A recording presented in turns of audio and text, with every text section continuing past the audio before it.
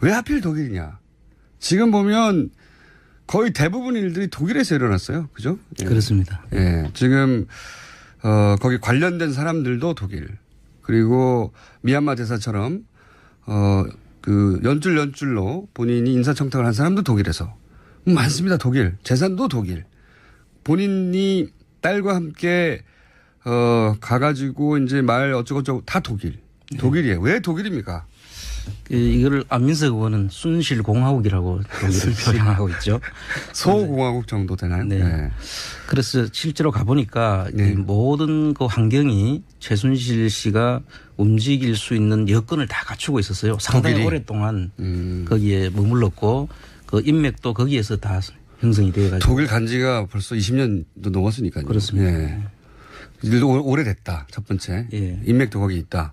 그리고 독일의 시스템이 그렇게 하는데 유리한 점이 또 있습니까?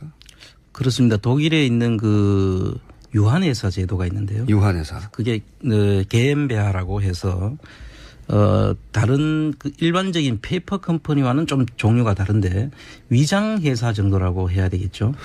보통 페이퍼 컴퍼니는 이제 조세 피난처에서 껍데기밖에 없는 가짜 회사를 세우는 거지 않습니까? 그렇습니다. 네. 대부분 그 페이퍼 컴퍼니라고 하면은 세금을 네. 안 내기 위해서 네. 세율이 아주 낮은 곳 조세 피난처라고 하죠. 네.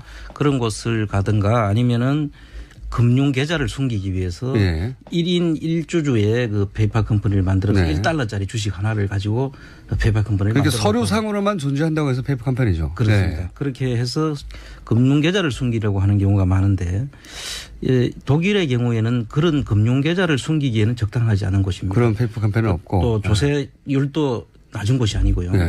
그런데 네. 왜 그럼 독일일까? 왜 독일이냐? 독일은 최순실 씨가 오랫동안 독일을 가서 탐문도 했는 것 같고요. 네. 거기다 부동산이 이제 독일은 우리나라처럼 이 국가 규제가 그렇게 강하지 않습니다. 아, 부동산에 관해서는? 네. 그래서 저희들 같은 경우는 좁은 땅에서 많은 사람들이 부동산에 대한 그 애착이 강하지 않습니까? 그렇죠. 그래서 뭐 투기 억제세가 만들어졌다가 지금은 양도소득세로 바뀌기도 하고 네. 해서 우리는 자주 투기에 대한 그 규제를 하고 있죠. 그 첫 번째 대상이 부동산이니까요, 우리나라에서는. 그렇죠. 예. 그런데 독일의 경우에는 비교적 부동산에 대한 그 선호도가 조금 떨어져 있었던 상태고요.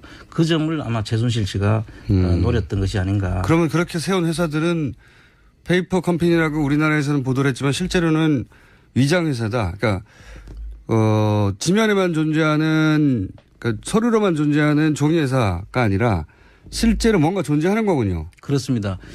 예를 들면 식당으로 해놓고 그 속에 부동산이 들어있죠. 아, 식당을 운영하고 있는데 알고 봤더니 그 식당이 있는 땅 혹은 건물을 사는 게 주 목적이었다. 네. 원래는. 그렇습니다. 그런데 이제 겉으로 보기에는 식당을 하고 있으니까 이 사람이 식당을 하나보다 하는데 실주인은 식당을 운영하는 사람은 그 일종의 임차인이고 그렇습니다. 혹은 뭐 일을 도와주는 사람이고 실제 그 건물을 삼으로 해서 재산을 거기다가 갖다 놓는. 숨겨놓고 이분들이 또 우리나라에서는 그 부동산을 통해서 재산 증식을 유도하지 않습니까? 예. 그런데 이분들은 재산을 증식하는 것보다는 숨기는 게 더 목적이에요. 이미 재산은 많으니까요. 그렇습니다. 독일에서 더 불린다기보다는 내 것이 아닌 것처럼 숨겨놓는 것이다. 그렇게 그런 보시면 정도로. 맞습니다. 자, 효과가 하나 나와야 됩니다, 이거.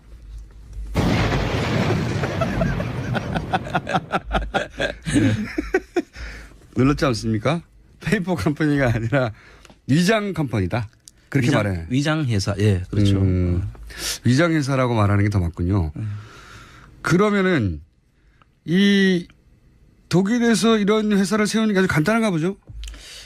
비교적 그 설립이 용이하고요. 네. 그 사람이 3사람이면 됩니다. 그 필요한 인원이 3사람이면 되고 자본금도 우리나라 돈으로 환산하면 한 3천만 원 정도가 있으면 되고요. 그래서 설립도 쉽고 또는 그 청산도 간단합니다. 그리고 이 세금도 비교적 그 한 15% 정도 법인에 숨어 있을 경우에 유한회사 형태의 법인에 숨어 있을 경우에는 양도소득세에 해당되는 부분이 양도 차익이 생겼을 때 한 15% 정도면은 되는 아주 우리나라와 비교하면은 부동산을 숨기기에는 아주 용이한 그런 구조를 가지고 있습니다. 그러니까 이게 이제 재산 증식이 아니라 재산 묻어두기였군요. 그렇습니다. 마늘밭에 묻어둔 게 아니라 독일에 묻어뒀군요. 비교적 독일에 있으면 우리 국세청에서 파악도 되지 않고 어렵죠. 여러 가지 자기들 목적에 달성하기가 좋은 곳이라고 봐야죠. 독일에 간다고 해서 바로 파기되는 게 아니지 않습니까? 그렇습니다. 그렇죠. 이 내용을 들여다보지 않으면 전혀 알 수가 없습니다. 그러나 안원구 총장님은 가서 들여다봤고 그중에 이것은 거의 틀림없이 부동산의 형태로 재산을 묻어놓는 곳이다라고 의심되는 소위 위장회사들을 찾으신 거죠. 그렇습니다. 여러 사람들을 만났고요. 현재 실제 부동산도 가서 저희들이 눈으로 확인도 하고 그분들한테 만나봤는데요. 좀 재미난 이야기는 이분들이 이 부동산을 만들어 놓고 거기에 예를 들어 식당을 하면 그 식당을 하는 사람이 그 부동산이 그 회사에 소속이 돼 있는지를 모르는 겁니다. 자기가 그 회사 주인인데도 불구하고. 그럼 이분들을 이제 그분을 한번 만나서 그런 게 있었냐고. 그런데 이 건물의 실제 소유주가 누군지 아냐고. 모르죠. 모른다는 거죠. 그렇습니다. 완벽한 얘기네요. 네. 실제 그 건물을 써서 사업을 하는 사람들은 정작 그 건물 주인은 누군지 모른다. 자기는 그냥 음식점을 하면 음식점만 하는 것이 자기 일인 줄 알고 있는 것이죠. 그리고 그 부동산 주인이 누군지에 대해서는 알 필요도 없고. 그러면 그렇게 음식점 말고 또 다른 수법도 있습니까? 그건 그 과정을 어떻게 하는 거죠? 호텔도 있고요. 네. 그다음에 그 선물의 집 같은 게 선물 가게도 있고요. 뭐 다양한 방식으로 있습니다. 실제로 그 건물에서 상업행위나 또는 그 건물을 활용해서 뭔가 하고 있기 때문에 의심할 여지도 별로 없는 거죠. 그렇습니다. 아주 좋은 방법이네요. 수법이. 이게 본인 혼자서 생각해냈을 리 없고 그죠? 그렇습니다. 이게 지금 말씀하신 그런 수법으로 예를 들면 거기서 장사하고 있는 분들의 신분은 어떻게 됩니까 그러면? 자기가 누구의 건물이 있는지도 모른 채 장사하는 분들은? 이제 주로 그 독일 교포들이 있고요. 마이크를 좀 앞으로. 예, 교포들이 있고 또 그 유학생들 이런 분들이 그 안에 이제 교포 유학생들 필요한데요. 그 회사를 만들 때 3명이 필요하지 않습니까? 그러면 교포들과 그 유학생들은 또 그 워킹 비자라든지 머무를 수 있는 그 비자가 발급이 돼야 되는데 그 비자 발급을 받기 위해서 그 사람들하고 서로 목적이 일치하죠. 그렇죠. 그래서 어디가에서 일을 해야 비자가 나오니까. 그래서 여기 보면은 그 데이비드 윤이라고 들어보셨죠? 여러 번 등장했다. 그 데이비드 윤이라는 분이 최순실 씨의 이 회사를 만드는데 처음에는 아마 많이 조력을 했는 걸로 보이는데 이분의 경우에는 음식점을 하고 싶은 사람이 교포가 있다. 그러면 그분한테 회사를 만드는데 이런 자금이 어느 정도 필요하다. 그리고 예를 들면 최순실 씨가 자기 부동산을 숨기기 위해서 회사를 하나 설립해서 필요하다고 하면은 양쪽에 돈을 다 받습니다.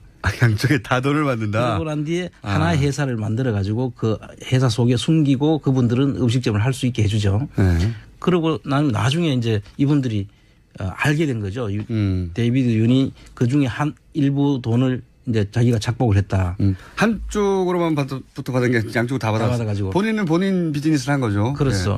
그래서 이 부분에 대해서 나중에 교포 사회에서 이 데이비드 윤이 상당히 안 좋은 지탄을 받게 되는. 그리고 또 한 번은 최순실 씨한테도 걸렸다 그래요.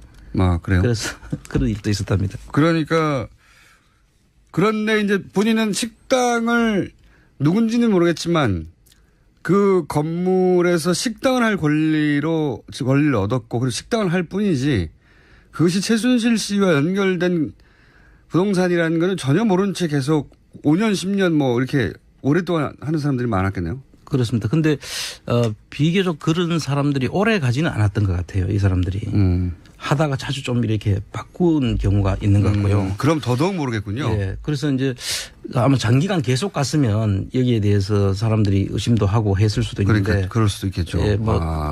자주 좀 이렇게 한 3년 정도 하고는 또 바뀌고 회사를 또. 그럼 전 주인이 뭘 어떻게 했는지도 알 수도 없으니까. 알 수도 없죠. 본인은 여기서 장사를 잘해서 남기기만 하면 되니까. 네, 그렇습니다. 아, 영리한 방식이네요. 그래서 현재 안 총장님이 파악한 이런 독일식 페이퍼 컴퍼니, 그러니까 위장 회사의 숫자는 현재까지 파악하기는 어느 정도입니까? 네, 이제 전부 다가 이런 위장 회사 형태만은 아니고요. 네. 이제 자금 세탁 링이라고 지버스라고 보통 이야기를 하는데 그 경우에는 이제 자금 링이 뭡니까?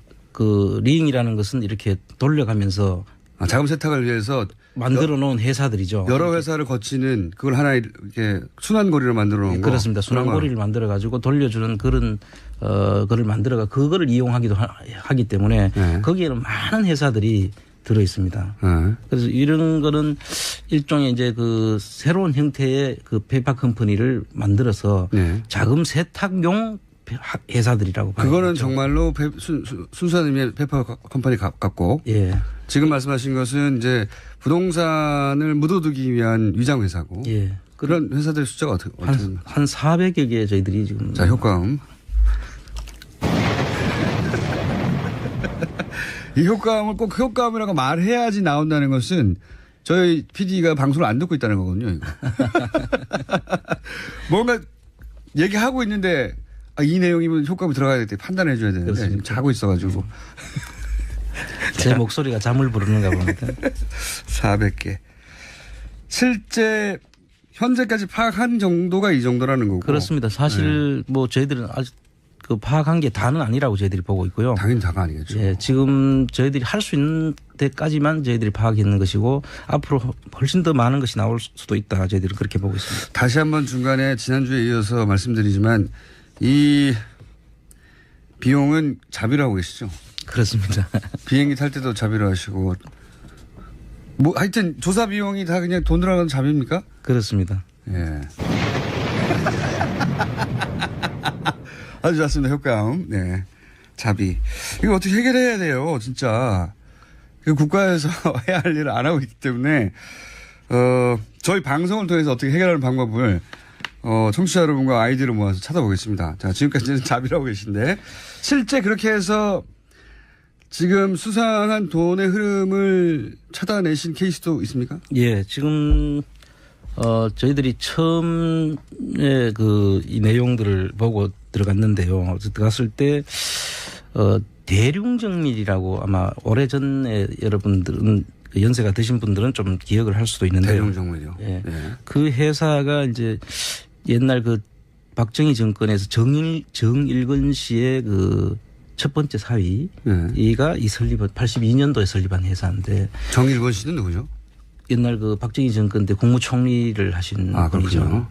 근데 그분의 사이가 만든 회사로 보이는데 그 회사에 스위스 은행 그러니까 크레딧 스위스 은행인데요. 이 크레딧 스위스 은행을 통해서 94년도에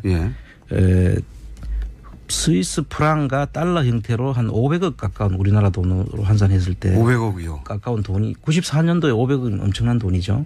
지금 돈 환율은 얼마나 될까요? 지금 그러니까 지금 환산하면 환산을 안 해봤는데 엄청난 돈이겠죠. 엄청난 돈. 그래서 전문가로서 국세청장으로서 그걸 뭐 한 몇천억 됩니다라고 이렇게 해주셔야지. 엄청난 돈 500억도 엄청난 돈인데 이미. 네. 우리는 자주 투기에 대한 그 규제를 하고 있죠. 그 첫 번째 대상이 부동산이니까요. 우리나라에서는. 그렇죠. 예. 그런데 독일의 경우에는 비교적 부동산에 대한 그 선호도가 조금 떨어져 있었던 상태고요. 그 점을 아마 최순실 씨가 노렸던 것이 아닌가. 그러면 그렇게 세운 회사들은 페이퍼 컴퍼니라고 우리나라에서는 보도를 했지만 실제로는 위장 회사다. 그러니까 지면에만 존재하는 그러니까 서류로만 존재하는 종이 회사가 아니라 실제로 뭔가 존재하는 거군요. 그렇습니다. 예를 들면 식당으로 해놓고 그 속에 부동산이 들어있죠.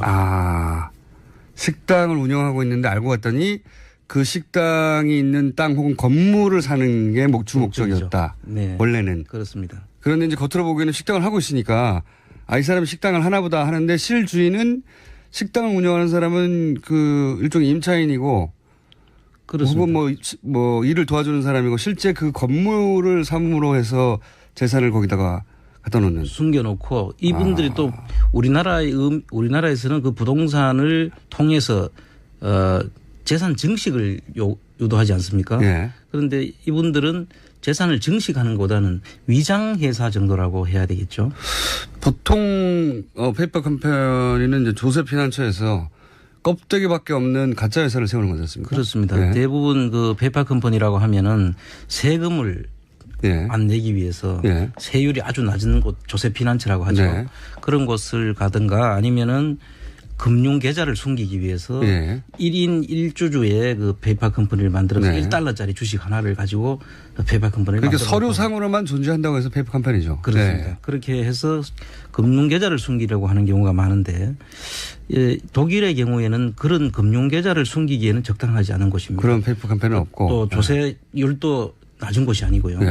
그런데 네. 왜 그럼 독일일까? 왜 독일이냐? 독일은 최순실 씨가 오랫동안 독일을 가서 탐문도 했는 것 같고요. 네. 거기다 부동산이 이제 독일은 우리나라처럼 이 국가 규제가 그렇게 강하지 않습니다. 아, 부동산에 관해서는. 네. 그래서 저희들 같은 경우는 좁은 땅에서 많은 사람들이 부동산에 대한 그 애착이 강하지 않습니까? 그렇죠. 그래서 뭐 투기 억제세가 만들어졌다가 지금은 양도소득세로 바뀌기도 하고 네. 해서 숨기는 게 더 목적이에요. 이미 재산은 많으니까요.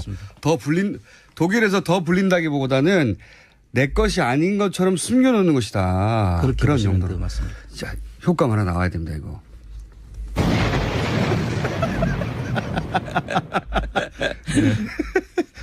눌렀지 않습니까? 페이퍼 컴퍼니가 아니라 위장 컴퍼니다. 그렇게 말해. 위장회사. 예, 그렇죠. 위장회사라고 말하는 게 더 맞군요. 그러면은 이 독일에서 이런 회사를 세우는 게 아주 간단한가 보죠? 비교적 그 설립이 용이하고요. 네. 그 사람이 3사람이면 됩니다. 그 필요한 인원이 3사람이면 되고 자본금도 우리나라 돈으로 환산하면 한 3천만 원 정도가 있으면 되고요. 그래서 설립도 쉽고 또는 그 청산도 간단합니다. 그리고 이 세금도 비교적 한 15% 정도 법인에 숨어 있을 경우에 유한회사 형태의 법인에 숨어 있을 경우에는 양도소득세에 해당되는 부분이 양도 차익이 생겼을 때 한 15% 정도면 되는 아주 왜 하필 독일이냐? 지금 보면 거의 대부분 일들이 독일에서 일어났어요. 그죠? 예. 그렇습니다. 예. 지금 거기 관련된 사람들도 독일. 그리고 미얀마 대사처럼 그 연줄로 본인이 인사청탁을 한 사람도 독일에서 많습니다. 독일. 재산도 독일. 본인이 딸과 함께 가가지고 이제 말 어쩌고저쩌고 다 독일. 독일이에요. 왜 독일입니까? 이거를 안민석 의원은 순실공화국이라고 독일을 표현하고 있죠. 소공화국 정도 되나요? 네. 네. 그래서 실제로 가보니까 네. 이 모든 그 환경이 최순실 씨가 움직일 수 있는 여건을 다 갖추고 있었어요. 상당히 독일이? 오랫동안 거기에 머물렀고 그 인맥도 거기에서 다 형성이 되어가지고. 독일 간 지가 벌써 20년도 넘었으니까요. 그렇습니다. 네.